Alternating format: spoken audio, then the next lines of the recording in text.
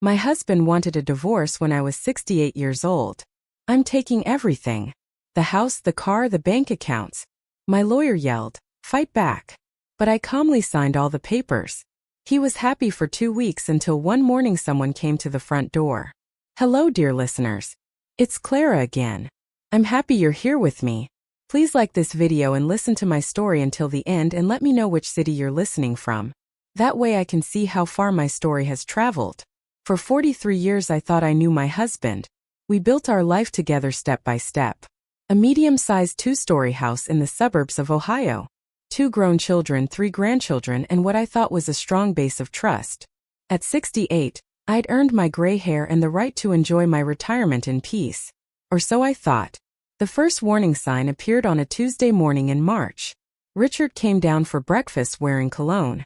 In our entire marriage, the man had never worn cologne to his office job. "Client meeting," he said quietly, not looking at me as he grabbed his briefcase. Something felt wrong in my stomach, but I pushed it away. After 40 years together, surely I was worrying too much. But the signs grew like weeds. Late-night phone calls he took in the garage. Weekend golf trips that left him sunburned in strange places.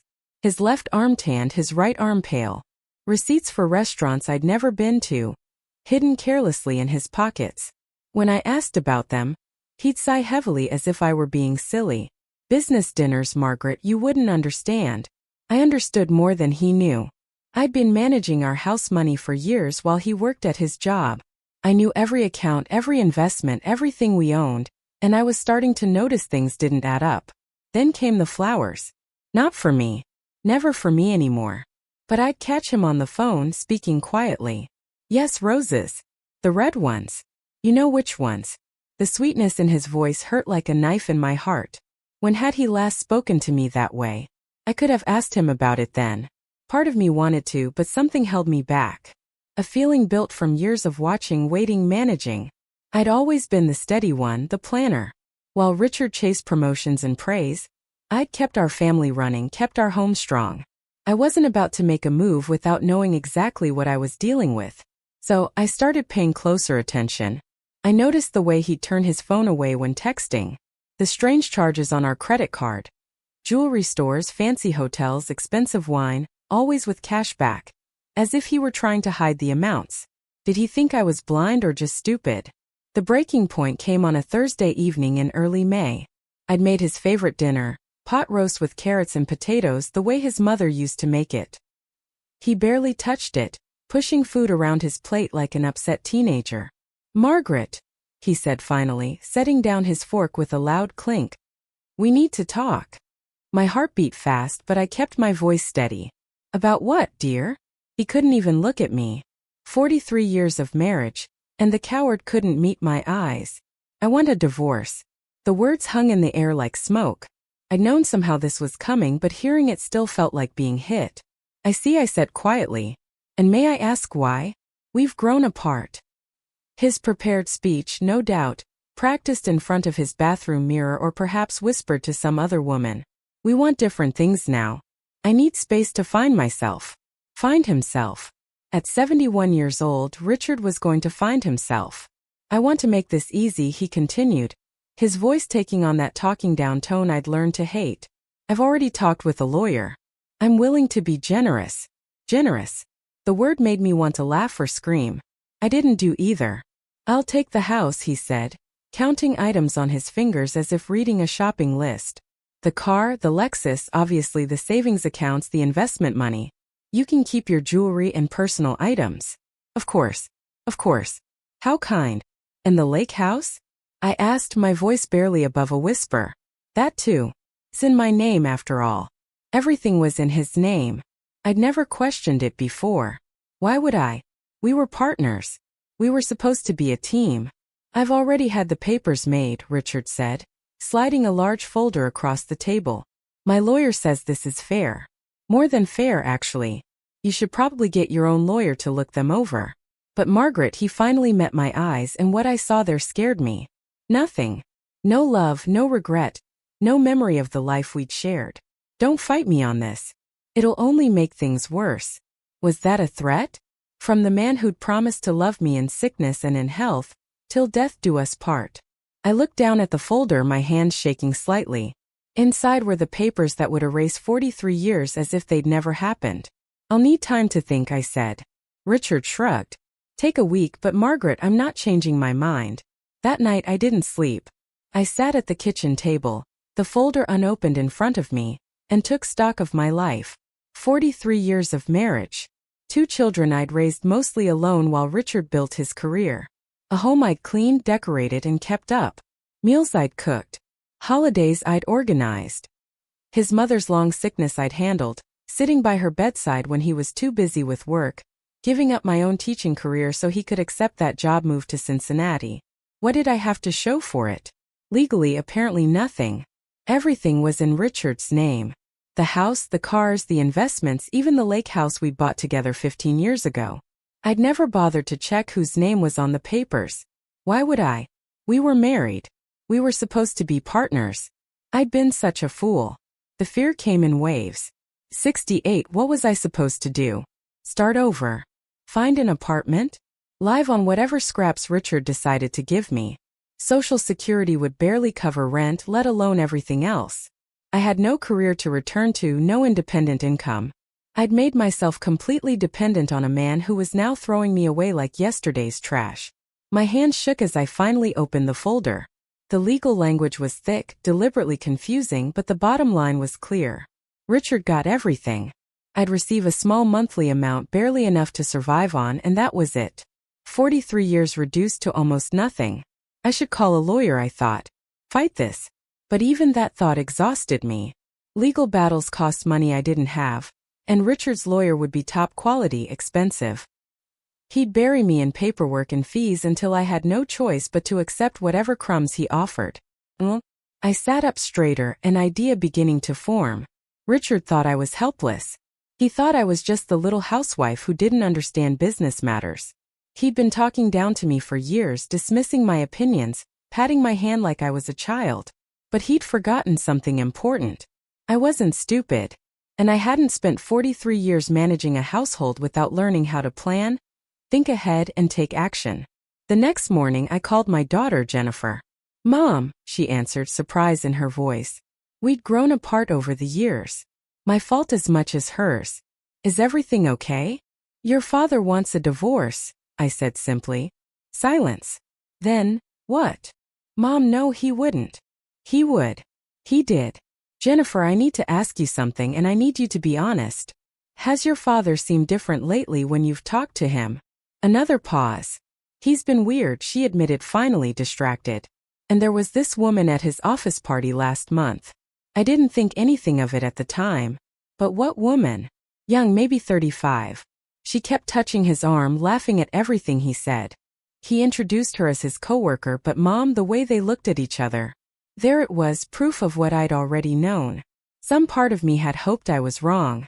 That maybe this really was just about Richard finding himself, or whatever midlife crisis nonsense he'd fed me. But no, there was another woman. Of course there was. Mom. Jennifer's voice cracked. What are you going to do? Good question. What was I going to do? I'm going to be smart about this, I said, surprised by the strength in my own voice. Jennifer, I need you to do something for me. Don't tell your father we've talked. Don't tell him anything. Can you do that? Of course. And I need the name of a good lawyer. Not a divorce lawyer. Not yet. Someone who focuses on money investigations. Can you find that for me? Money investigations? Mom, what are you planning? I looked at the divorce papers spread across my kitchen table, at the house I'd made into a home, at the life I'd built, only to have it stolen from under me. I'm planning, I said slowly, to find out exactly what your father has been hiding. Because Jennifer, in 43 years of marriage, I've learned one thing. When a man suddenly wants to leave with everything, it's because he's afraid of something. And I'm going to find out what. After we hung up, I sat in the quiet kitchen and let myself feel it. The fear, the anger, the sadness. I gave myself exactly 10 minutes to cry. Then I dried my eyes, made a pot of strong coffee, and got to work. Jennifer called back within 2 hours with a name. David Chan. A money detective who'd helped her friend during a messy business breakup. He's expensive, Mom, she warned. But he's good. I used money from my personal account, The one Richard had let me keep for house expenses, to pay for the meeting. Mr. Chen's office was in downtown Cincinnati, a sleek tall building that made me feel small and old. But when he shook my hand, his eyes were kind. "Mrs. Patterson," he said, pointing to a chair. "Tell me everything." I did. The sudden divorce demand, the papers giving Richard everything, my suspicions about another woman. When I mentioned the money problems I'd noticed, he leaned forward, interested. "Do you have access to bank statements, credit card records?" "I manage our household account," I said. "But Richard has several accounts I don't have direct access to. I just see the transfers when he moves money around." "That's enough to start." Mr. Chen's smile was sharp. "Mrs. Patterson, before we go any further, I need to be honest with you. If your husband is hiding money or doing money crimes, finding proof will take time, and it may get uncomfortable. He'll notice you're looking. Are you prepared for that?" Was I?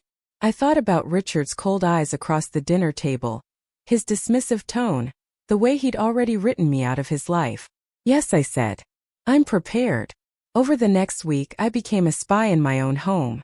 I took pictures of every document I could find in Richard's study. Bank statements, investment records, receipts. I created a new email account Richard didn't know about and sent everything to Mr. Chen. I felt like a criminal sneaking around my own house, but the alternative was accepting defeat, and I wasn't ready to do that. Richard noticed the change. How could he not? I'd stopped asking about his day, stopped trying to make conversation. I was polite but distant, playing the role of the defeated wife. "Have you thought about the papers?" he asked one evening, his tone carefully casual. "I'm still thinking about my options," I replied. His jaw tightened. "Margaret, dragging this out won't change anything. I've been very generous." "Have you?" The words slipped out before I could stop them. Richard's eyes narrowed. "What's that supposed to mean?" "Nothing," I said quickly. "I just want to make sure I understand everything before I sign." "There's nothing to understand. It's simple." But there was something new in his voice now. Worry. He was wondering what I was up to. Good. Let him wonder. 2 days later, Mr. Chen called. "Mrs. Patterson, I need you to come to my office. We need to talk." The drive downtown felt endless. When I arrived, Mr. Chen's expression was serious. "I found something," he said, spreading documents across his desk. "Several somethings, actually. Mrs. Patterson, has your husband ever mentioned a company called Meridian Consulting?" I frowned.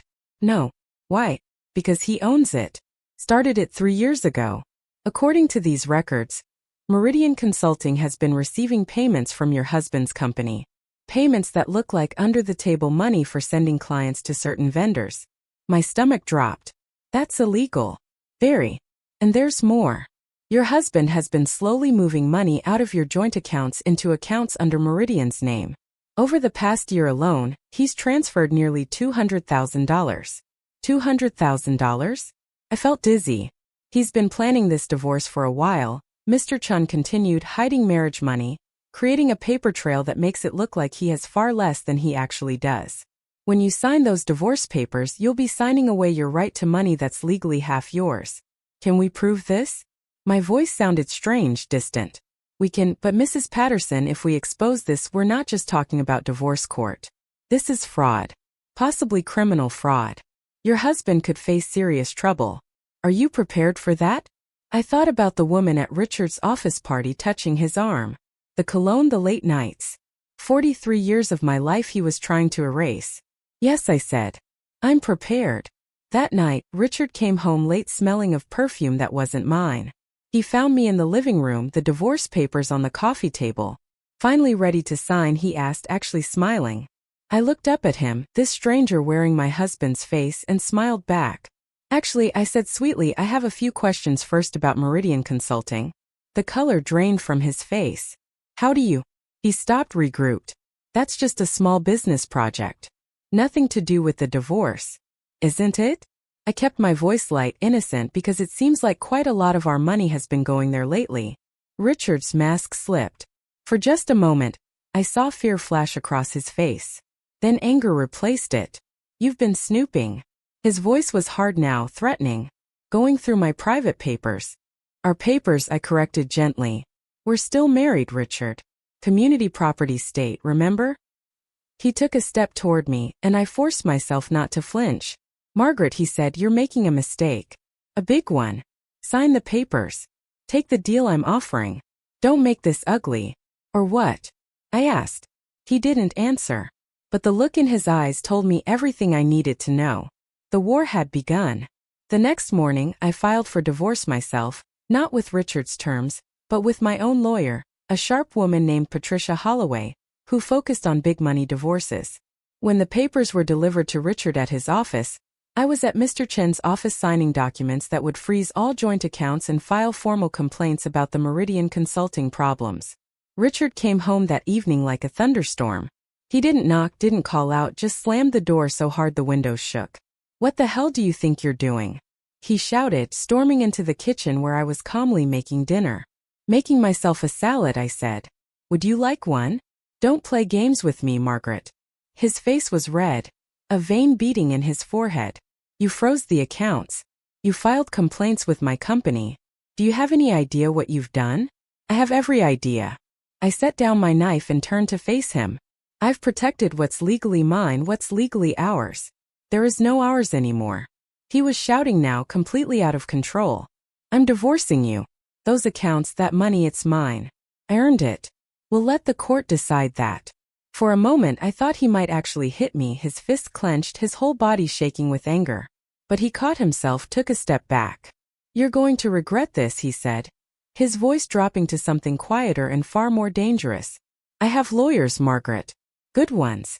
They'll tie you up in court for years. You'll spend every penny you have fighting me, and you'll still lose." "Maybe," I said, "or maybe the court will be very interested in where $200,000 of marriage money disappeared to." His eyes widened. "You can't prove anything." "Can't I?" I smiled. "Richard, I've been managing household money for 43 years. Did you really think I wouldn't notice the patterns, the transfers, the fake business company?" Before he could respond, the doorbell rang. Richard's head snapped toward the sound. "Expecting someone?" I asked innocently. I already knew who it was. I'd seen her car pull up, a red BMW, flashy and new. When Richard didn't move, I walked to the door and opened it myself. She was younger than I'd expected. Not 35 like Jennifer had guessed, but maybe 40, blonde, carefully made up, wearing a dress that cost more than my monthly grocery budget. She looked at me with something between pity and contempt. "You must be Margaret," she said. "I'm Vanessa Caldwell, Richard's friend." "Friend," I repeated. "How nice. Please come in. I was just making dinner. There's plenty." Vanessa looked past me to Richard, confusion crossing her face. This wasn't how this was supposed to go. Clearly, the wronged wife was supposed to cry, to scream, to fall apart. "Margaret," Richard started, but I cut him off. No, let her in. "I think it's time we all had a talk, don't you?" Vanessa stepped inside, her heels clicking on the wood floor I'd polished just yesterday. She moved to Richard's side, territorial, marking her claim. "Richard told me you were being difficult about the divorce," she said, her voice dripping with fake sympathy. "I wanted to come here woman to woman and help you understand. This is for the best. You and Richard have grown apart. Surely you can see that." "What I can see," I said calmly, "is that my husband has been stealing money from his company and hiding marriage money to pay for his midlife crisis. What I can see is that you're involved in fraud. The question is, did you know about the money crimes? Or were you just enjoying the expensive dinners and jewelry?" Vanessa's face went white. "What? I don't." "The necklace you're wearing," I continued. "Cartier, if I'm not mistaken, purchased 4 months ago with money from Meridian Consulting, which is funded with money Richard stole from our marriage and possibly from his employer. That makes you technically in possession of stolen property." "You're insane," Vanessa hissed. But her hand went to her throat, touching the diamonds there. "Am I? We'll see what the authorities say." Richard grabbed Vanessa's arm. "We're leaving now." "Excellent idea," I said. "Oh, and Richard, the locks will be changed tomorrow. This is my house too, and I don't feel safe with you here. My lawyer is filing a restraining order. If you need your things, she'll arrange a supervised visit." "You can't do that." "Actually, I can. Ask your expensive lawyers." I held the door open. "Goodbye, Richard." "Vanessa." They left, Vanessa's heels clicking frantically, Richard's angry words floating back through the evening air. I closed the door, locked it, and leaned against it. Then finally I let myself shake. The next 3 days were a blur. I changed the locks. I filed the restraining order. I moved into the guest room and barely slept, jumping at every sound. Richard's lawyer sent threatening letters. Vanessa left nasty voicemails calling me bitter, pathetic, a sad old woman clinging to a dead marriage. Maybe I was all those things, but I wasn't giving up. On the 4th day, Jennifer came over with groceries and soup. "Mom," she said, pulling me into a hug, "you need to rest. You look exhausted." She was right. I was running on empty. Energy drinks and coffee and pure stubbornness. "Take a few days," she urged. "Let the lawyers handle things. You've done enough." So I did. I slept. I ate. I sat in my garden and watched the birds and tried not to think about Richard or Vanessa or the battle ahead. I needed to rebuild my strength because I knew this wasn't over. Not by a long shot. The call came on a sunny Tuesday morning. I was in the garden working on roses when my phone buzzed. Unknown number. "Hello, Margaret." A woman's voice, smooth and professional. "This is Diane Morrison. I'm Richard's lawyer." I straightened up immediately, on guard. "I have a lawyer, Miss Morrison. You should speak with her." Of course. Of course. I just thought we might have a conversation woman to woman. Off the record. Nothing was ever off the record with lawyers. "I'm listening." "Richard feels terrible about how things have gotten worse," she said, her voice dripping with fake sympathy. "The restraining order, the frozen accounts, it's all gotten so ugly. He wants to make things right." "Does he?" "He's prepared to offer a much more generous settlement, the house, for instance. He's willing to let you stay there for up to a year while you figure out your next steps. And he'll increase the monthly support a lot. All you have to do is drop the fraud complaints and sign the new agreement." There it was. The bait, the temptation. A year in my house, more money. An end to the stress and sleepless nights and constant fear. All I had to do was let Richard get away with stealing from me, from his company, from everyone who trusted him. "That's very generous," I said carefully. "Isn't it, Margaret? Between you and me, fighting this will only hurt you. Richard has resources. He can drag this out for years. The legal fees alone will bankrupt you. Why not take the win and move on with your life?" "I'll think about it," I said. "Don't think too long. This offer expires Friday." After she hung up, I stood in my garden, shears in hand, and felt the pull of it. The easy way out, the path of least resistance. Then I thought about Vanessa's smug face, Richard's cold eyes, the way he'd casually planned to leave me with nothing after 43 years. I called Patricia Holloway. "They're trying to settle," I told her.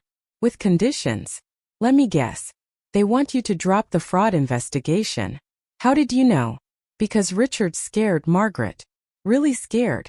His company has started their own internal investigation. If you drop your complaint, it all goes away quietly. That's what this is about. And if I don't drop it..." A pause. "Then this gets messier, uglier. But you have them on the defensive." "That's good." That evening, Jennifer came over with takeout. But she wasn't alone. My son Marcus was with her. I hadn't seen him in months. He lived in Seattle, worked in tech, rarely came home. "Hey, Mom," he said, pulling me into a tight hug. "Jen told me what's going on. I got on a plane. Something in my chest cracked." "You didn't have to." "Yes, I did. Dad's being a jerk and you need backup." Over dinner, I told them everything. The fraud, the hidden money, Vanessa, the threats. They listened, their faces growing darker. "He's not getting away with this," Marcus said firmly. "Mom, whatever you need, lawyers, money, somewhere to stay if it comes to that. We're here." "I have a friend who's a money analyst," Jennifer added. "I already asked her to look at the documents you gave Mr. Chan. She says the case is solid." "You told someone?" "Someone I trust." "Mom, you can't do this alone. Let us help." That night, after they left, I sat in my quiet house and felt something I hadn't felt in weeks. Hope.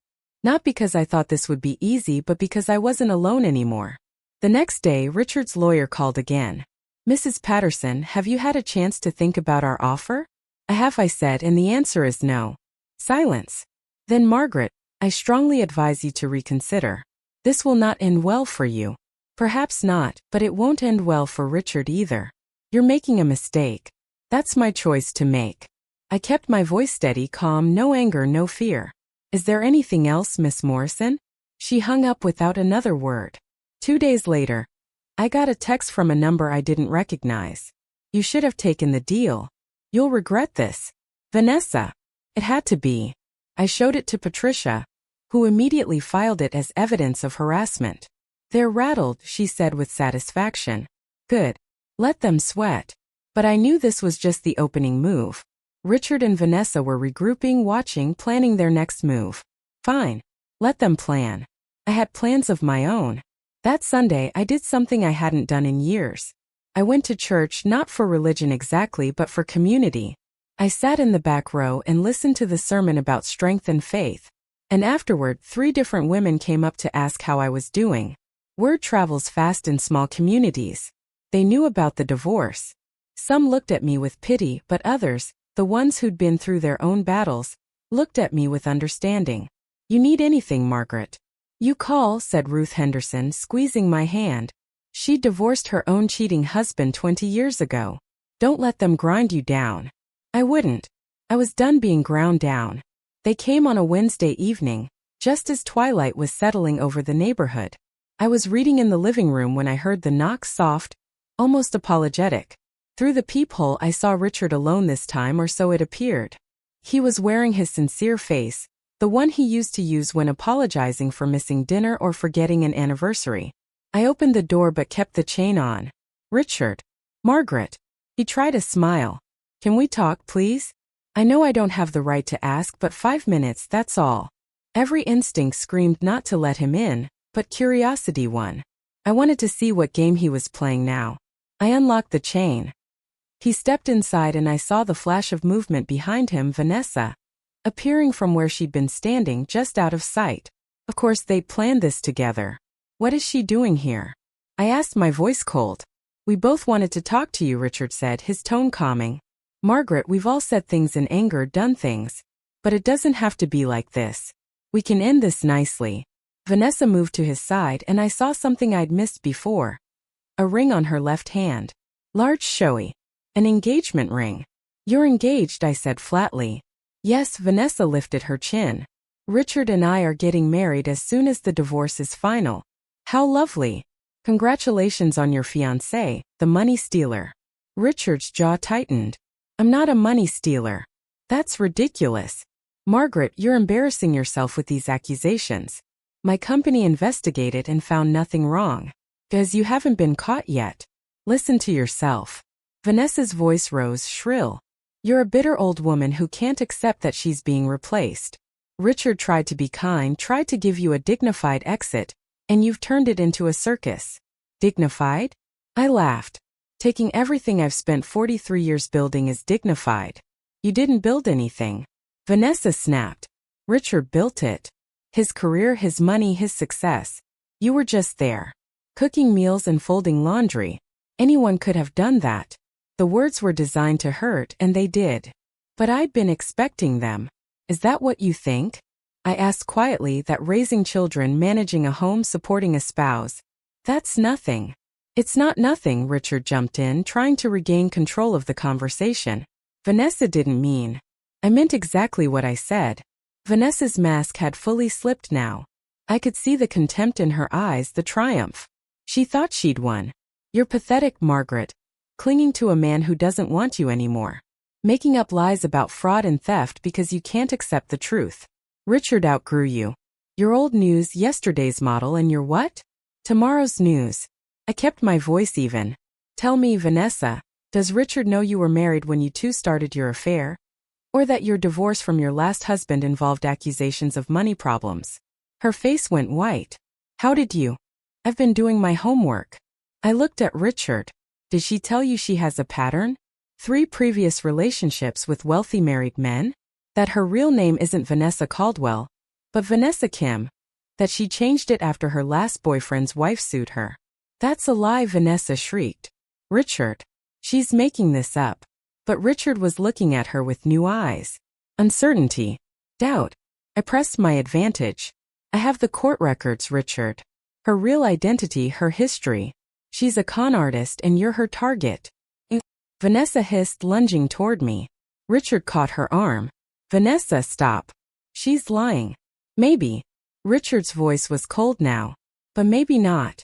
We'll discuss this later. He turned to me and I saw calculation in his eyes. This wasn't about making up. It never had been. They'd come to scare me, to break me down, to force me to give up. But it hadn't worked. Last chance, Margaret, Richard said. Drop the fraud complaints. Take the settlement. Walk away before this destroys both of us. Or what? I asked. Or I'll make sure you lose everything, the house, the money, your reputation. I'll drag your name through the mud until no one in this town will look at you. I'll make your children choose sides. I'll get out. My voice was quiet but firm. They both stared at me. Get out of my house now before I call the police and report that you violated the restraining order. For a moment I thought Richard might refuse. But then he grabbed Vanessa's arm and pulled her toward the door. You'll regret this, he said. Maybe, I replied. But not as much as you will. They left, Vanessa's angry voice fading as they walked to their car. I closed the door, locked it, and leaned against it, my heart racing. My hands were shaking. Fear ran through me. Fear of what Richard might do, how far he might go. But underneath the fear was something stronger. Determination. They'd shown me their true faces. Their masks were off. And now I knew exactly what I was fighting. Not for money, not even for justice, for dignity, for the truth. For every woman who'd ever been told she was just a housewife, that her work didn't matter. I wasn't backing down. Not now, not ever. The court hearing was scheduled for a Tuesday morning in early September. 6 months after Richard had asked for a divorce, we were finally facing each other in court. I'd barely slept the night before, but I was ready. Patricia had prepared me carefully. Mr. Chun had put together a strong case, and I had something else. The truth. The courtroom was smaller than I'd expected. Almost cozy. Richard sat at the defendant's table with his lawyers, 3 of them, all in expensive suits. Vanessa sat in the seats, her hand protectively over her stomach. Pregnant, of course. Another trick, another play for sympathy. Judge Maria Santos took her seat. A no-nonsense woman in her 50s with sharp eyes that missed nothing. Let's begin, she said. Patricia stood calm and professional. Your Honor, this case is about more than just a divorce. It's about planned fraud, the hiding of marriage money, and the attempted theft of community property. Richard's lead lawyer, a silver-haired man named Harrison Blake, immediately objected. Your Honor, these are unfounded accusations made by a bitter spouse seeking revenge. I'll determine what's founded and what isn't, Mr. Blake. Judge Santos cut him off. Miss Holloway, present your evidence. For the next hour, Patricia and Mr. Chun laid it all out. The Meridian Consulting fake company, the transfers of marriage money, the under-the-table money scheme with Richard's company, bank records, emails, financial statements, a paper trail that Richard had thought he'd hidden well enough. But he hadn't counted on me paying attention all those years. Richard's face grew redder as the evidence piled up. His lawyers whispered frantically among themselves, scrambling to find arguments against it. Your Honor, Patricia said, we've also discovered that Mr. Patterson has been underreporting his income to avoid higher support payments. His actual yearly income is approximately $370,000, not the $200,000 he claimed. That's not true, Richard burst out, half rising from his seat. Mr. Patterson, Judge Santos warned. Control yourself. He can't. I said quietly to Patricia. He's losing control. I was right. Richard was falling apart, his carefully built facade crumbling. Then Patricia called her surprise witness. Donald Grayson, Richard's boss at the company. Mr. Grayson, Patricia said, can you tell the court about your company's recent internal investigation into Mr. Patterson's activities? Grayson, a distinguished man in his 60s, looked uncomfortable. We discovered problems in several accounts Mr. Patterson managed. Client money was being directed to vendors with connections to Meridian Consulting. When we investigated, we found that Mr. Patterson owned Meridian. What action has the company taken? Mr. Patterson was fired 3 weeks ago. We're currently working with federal investigators to determine the full extent of the fraud. The courtroom erupted. Richard was on his feet shouting, that's a lie. Donald, you can't. They can't prove. Sit down, Mr. Patterson. Judge Santos's gavel cracked like thunder. But Richard was beyond reason. Now this is a setup. Margaret planned this whole thing. She's trying to destroy me. By exposing your crimes, Patricia asked calmly. They're not crimes. It's just, It's business. It's complicated. She doesn't understand. I understand perfectly, I said, speaking for the first time. My voice was quiet, but it carried. I understand that you stole from our marriage, from your employer, from the clients who trusted you. I understand that you plan to leave me with nothing, while you started a new life with your pregnant girlfriend. I understand that you thought I was too stupid, too passive, too beaten down to fight back. Richard stared at me, and for the first time I saw real fear in his eyes. You underestimated me, I continued. You always did. I was just the housewife, right? Just the woman who cooked your meals and raised your children and kept your life running smoothly, so you could focus on your career. You thought I didn't pay attention. You thought I didn't matter. Margaret. But I was paying attention, Richard, every single day. And I matter. My work matters. The life I built matters, and I'm not letting you steal it. Vanessa stood up in the seats, her voice shrill. You're just jealous. You're a dried-up old woman who can't stand that Richard found someone better. Miss Caldwell, Judge Santos said icily. One more outburst and you'll be held in contempt. In fact, she looked at Patricia. Miss Holloway. Did you say Miss Caldwell is pregnant? Yes, Your Honor. 5 months. Which means Judge Santos's tone was sharp. Conception occurred while Mr. Patterson was still married. Mr. Blake, I assume you're aware that adultery is still relevant in asset division in this state. Blake's face was pale, Your Honor. And Mr. Grayson, these federal investigators, have they filed charges yet? They're preparing to, Your Honor. We expect indictments within the month. Judge Santos sat back, surveying the chaos before her. Richard slumped in his chair. His lawyers in frantic talk. Vanessa had gone pale, her hand still on her stomach. I've heard enough, Judge Santos said. Here's my preliminary ruling, subject to final documents. All marriage assets, including those hidden in Meridian Consulting, will be frozen pending full money audit. Mrs. Patterson will keep sole possession of the marriage home. Mr. Patterson will pay temporary support of $5,000 monthly. I don't have $5,000, Richard shouted. Then get a job, Mr. Patterson. One that doesn't involve defrauding your clients. Judge Santos's eyes were steel. We'll meet again in 30 days for final asset division. But I'll tell you right now, Mr. Patterson, you're fortunate this is a civil court because if even half of what I've heard today is accurate, you'll be dealing with criminal courts soon enough. She stood. Court adjourned. The final hearing came 30 days later. In that time, Richard's world had collapsed completely. The federal indictment came first. Wire fraud, embezzlement, tax evasion. 7 counts. Richard's face had been on the local news. The fall from grace of a once respected financial advisor. His company not only fired him, but sued him for damages. His professional license was taken away. Vanessa left him 2 weeks after the first hearing. I heard through Jennifer that she'd lost the baby. Stress, she claimed, though I suspected the timing was suspiciously convenient. She'd moved back to California, already posting on social media about her toxic ex and near miss with a criminal. No mention of her role in the fraud, of course. Richard tried to reach me several times. Desperate calls, rambling voicemails. Margaret, please. We can still work this out. I made mistakes, but we can. I deleted them without listening all the way through. The courtroom was packed for the final hearing. Word had spread.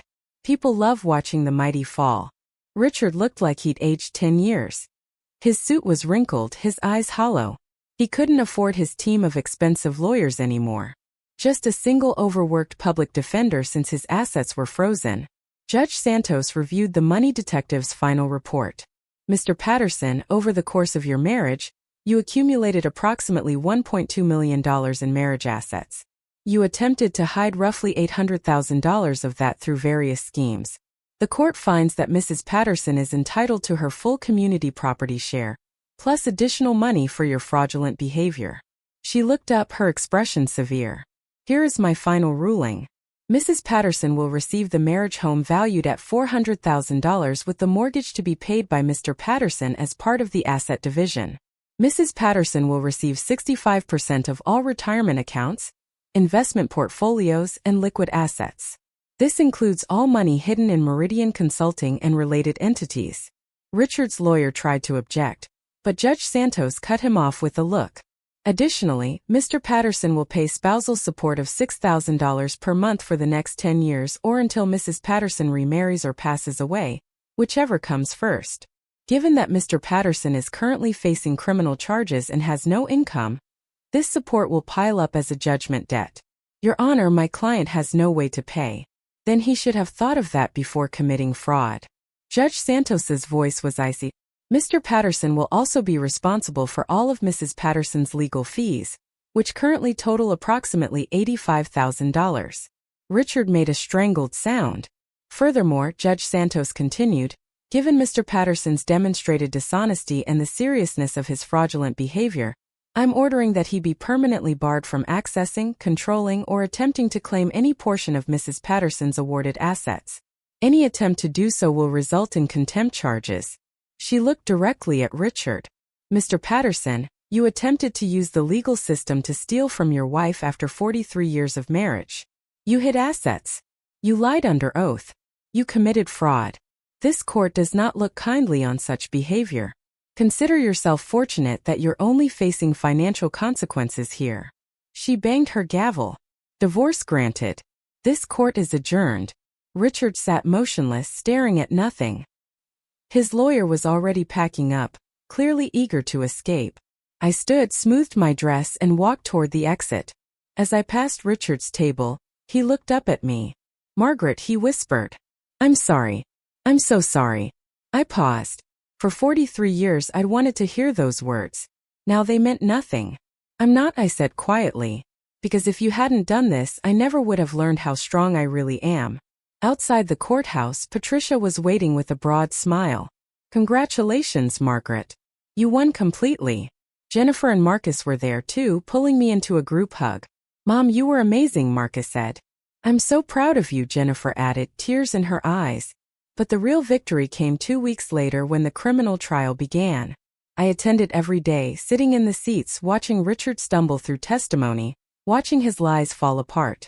The jury took less than 4 hours to convict on all counts. 5 years in federal prison, complete payback to his former company, permanent ban from the financial services industry. As the officers led Richard away in handcuffs, he looked back at me one last time. I didn't smile, didn't gloat. Just met his eyes with calm certainty. This was justice. Real, complete, uncompromising justice. I'd fought for it, earned it, won it, and I'd never felt stronger in my life. That evening, I returned to my house, legally mine now, and sat in the garden where this had all begun. The roses I'd been working on that day when Diane Morrison first called were blooming again, vibrant and alive. I'd survived. More than that, I'd won. Richard had tried to erase me to reduce 43 years of partnership to nothing. Instead, he'd erased himself and I was still standing. 6 months after the final judgment, I sold the house. I know that might sound strange after fighting so hard to keep it, but the truth was I didn't want to live there anymore. Too many memories, too many ghosts. The place where Richard had told me he wanted a divorce, where Vanessa had stood in my kitchen with that smug smile. I didn't need it anymore. I bought a smaller place instead. A charming cottage near the lake with a garden twice the size of my old one and a view of the water from my bedroom window. It was mine, truly mine, bought with my money from the settlement. No one could take it from me. Jennifer helped me move and we painted the walls together soft blues and greens, colors that made me happy. Marcus installed new bookshelves and a window seat where I could read in the afternoon sun. This is perfect, Mom, Jennifer said, standing back to admire our work. Feels like you. She was right. The old house had been ours, then Richard's. This cottage was mine alone. I started taking classes at the community college. Art, history, creative writing, things I'd always wanted to study but never had time for. I joined a book club, made new friends who knew nothing about my past except what I chose to share. I traveled first a cruise to Alaska with a group from church, then a trip to Italy with Marcus where we ate pasta and drank wine and explored ancient ruins. I'd spent 43 years putting everyone else first. Now finally I was putting myself first. Money wasn't a concern anymore. The settlement had been large and I'd invested wisely, ironically, using everything I'd learned watching Richard over the years. The monthly support payments came like clockwork, taken directly from whatever work Richard managed to find. I even started dating. Nothing serious, just coffee here and there with a retired teacher named George, who made me laugh and never once made me feel like I was too old for anything. Life was good, better than good. Meanwhile, Richard's life had become a warning story. He served 3 years of his 5-year sentence, released early for good behavior. I heard about it through Jennifer, who'd maintained minimal contact with him. Holiday calls, nothing more. When he got out, Richard moved to a studio apartment in a rough part of town, the kind of place he would have looked down on in his old life. He worked as a bookkeeper for a small heating repair company, making a fraction of what he used to earn. Every month, a chunk of his paycheck went to me, to his former company, to the IRS. He'd declared bankruptcy, but the support payments couldn't be erased. He'd be paying them until he was 81 years old. Jennifer showed me a photo once. Richard looked ancient, worn down, defeated. His hair had gone completely gray. He'd lost weight, his expensive suits replaced by cheap button-downs from discount stores. He asked about you, Jennifer said quietly. Wanted to know if you were happy. What did you tell him? The truth. That you're thriving. I wasn't mean enough to be glad about Richard's suffering, but I wasn't sad about it either. He'd made his choices. Now he was living with the consequences. Vanessa's path was even steeper downward. After leaving Richard, she tried to reinvent herself again. New name, new city, new target. But her past had a way of catching up with her. An investigative journalist had written an expose about her pattern of targeting wealthy men. The article went viral, complete with court documents, testimonies from previous victims, and photos. The Black Widow of the country club, they called her. Last I heard, she was working in a call center in Nevada. Her carefully built image shattered beyond repair. No more designer clothes, no more luxury cars, just the consequences of a life built on lies. Sometimes late at night in my cottage by the lake, I thought about the woman I'd been 6 months before all this started, timid, uncertain, afraid to make waves. A woman who'd let herself be made smaller, who'd accepted crumbs and called it love. That woman was gone. In her place was someone stronger. Someone who'd faced down her worst fears and won. Someone who'd learned that she was worth fighting for. My children saw the change too. You're different, Mom, Marcus said during one of his visits, lighter, somehow happier. I am happier, I told him. For the first time in years, maybe decades, I'm exactly where I want to be. One afternoon, I was working in my garden when I saw a car slow down on the street. A familiar car, Richard's beat-up sedan. He didn't stop, didn't get out, just drove slowly past, looking at the cottage, looking at me. I straightened up, met his gaze through the car window. I didn't wave, didn't smile, just stood there, tool in hand, surrounded by flowers I planted myself in soil I owned. Then I turned back to my garden and continued planting. When I looked up again, he was gone. Good. I had roses to tend and a life to live. And unlike Richard, I still had a future worth looking forward to. So that's my story. A 68-year-old woman who refused to disappear quietly. What did I learn? That strength doesn't always look like fighting. Sometimes it looks like patience, preparation, knowing your worth, and refusing to settle for less. I learned that it's never too late to stand up for yourself. Never too late to start over. Never too late to discover who you really are. What would you have done in my place? Would you have signed those papers? Or would you have fought? I'd love to hear your thoughts. And if my story helped you, please share it. You never know who might need to hear it. Thank you for listening to An Old's Tale. May you always know your worth.